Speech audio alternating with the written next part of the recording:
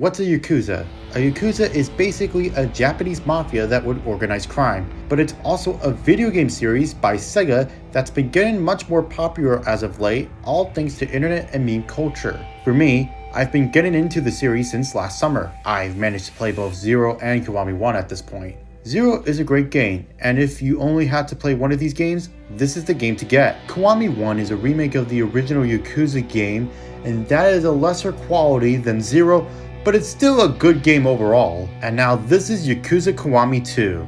Like Kiwami 1, this is a remake of the original Yakuza 2 and released on December 7th of 2017 in Japan and everywhere else on the following year on August 28th, 2018. I got myself a copy for Christmas 2021 and I managed to start playing in February. And I found out that this game feels like a drug since it's very addicting. But will this be another quality game in the series? Or is this a step and punch in the wrong direction? This is the myth, the legend, Squidward 5, and this is my gaming essay on Yakuza Kiwami 2 and why I believe this game is addicting.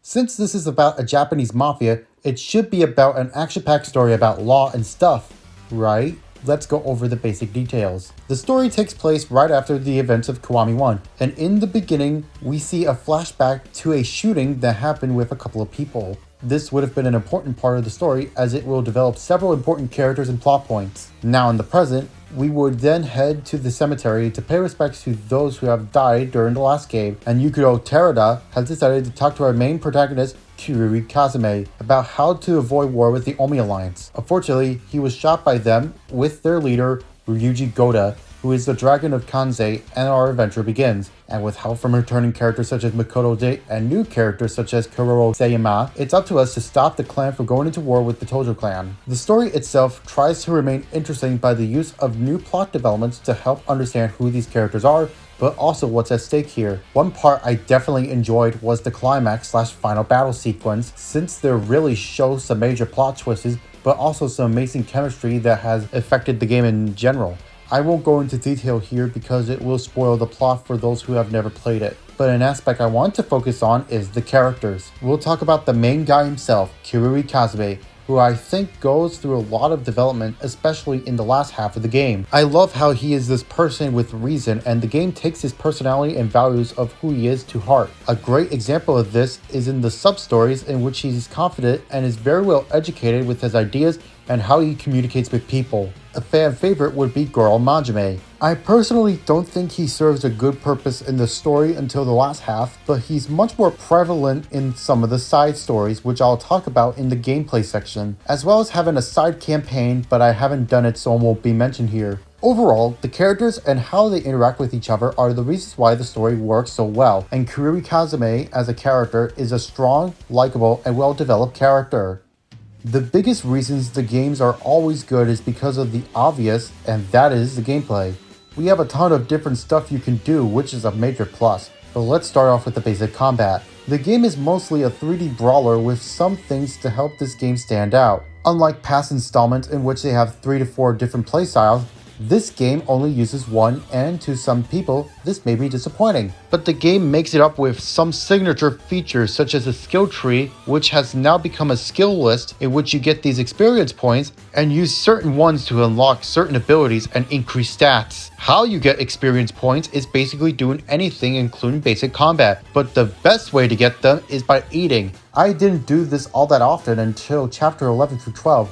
And that has really made me grind to get all the food so I could power up Kiryu. When you eat, you get a fuck ton of these points, and the main story stuff does give you a lot of these experience points as well. In some points in the story, you'll have an ally that will help you fight, like Makoto Date, Daigo, or Sayaka. The game is set in the same open worlds like the last installments, and they're filled with so much to do and see. You have the sub-stories in which you can help people out with life problems, and it makes the side characters so developed, and each one feels different, like one can have you fight someone, or to look for an item, or even play a mini game, and are good ways to rank up points. There is also a lot of different mini games you can do. I'll focus on what I've played along with some of the major ones because they're so good. Let's start off with the Majime construction game. How I would describe this game is that it's a tower defense game but you are protecting equipment from enemies. You would have a party of at least 9 characters and some you can recruit from the streets or advertisements. The first 4 players on the bar will have the ability to use their special attacks or special abilities that will help to fight against these raid of enemies. And to top this part of the game, it has its own dedicated story in which you try to stop people from destroying the construction site that the game is set in. For my favorite, it would be the Cabaret Club Grand Prix. This is a club minigame in which you recruit girls the same way as a construction minigame and would host a struggling club to help them get out of bankruptcy and to get them famous. How you do the actual game is that each guest who enters has their own needs and it's up to you to give them the girl that suits them best. Then they need your help with orders in this guessing segment in which you need to guess the signal. Some can be hard and some can be easy, but once you know how it works, then it's a walk in the park. Sometimes you need to discipline your guests in order for a clean environment for everyone. The main goal is to make the most money as possible, and if the guests are happy, then they give you more money. And when this little bar on the top left corner is at the certain point, you can use a special move that will make it shine, and then some tables or all, depending on how far the bar goes, will get you even more money. And there is so much more to this game than what I have mentioned. You have basic leisure activities like classic Japanese board games, arcade games, baseball, and you can even be a part of a tournament that can make you go against big foes. And this is why I consider the game to be addicting. There is something for everyone here, whether it's a side quest or basic missions, or even the mini games that will make your time with this game more enjoyable. And after a few hours, I find myself enjoying the games to the fullest by doing the Cabaret Club or just eating, and they result in great rewards. The gameplay isn't perfect, but the amount of stuff you could do and the many different ways you can level up Kiruri is truly amazing, and it's the reason why the game really works. Finally, we have the graphics and the performance of this game.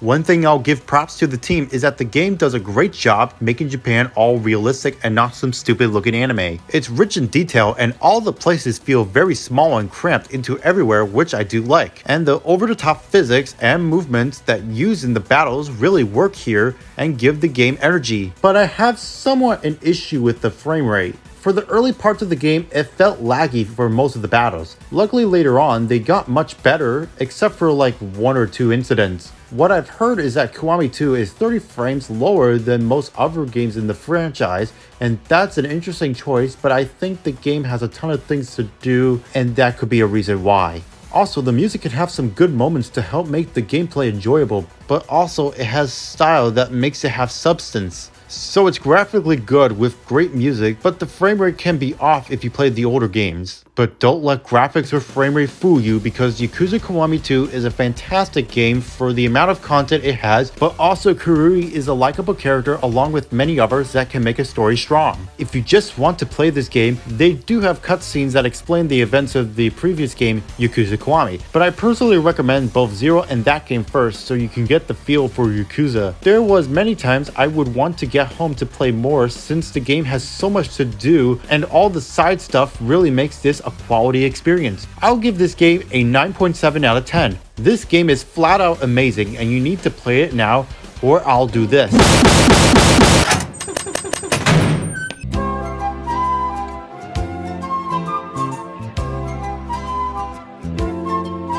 It's a wonderful day to go out and play. Hey, maybe you could come along. All you need to bring is a song to sing.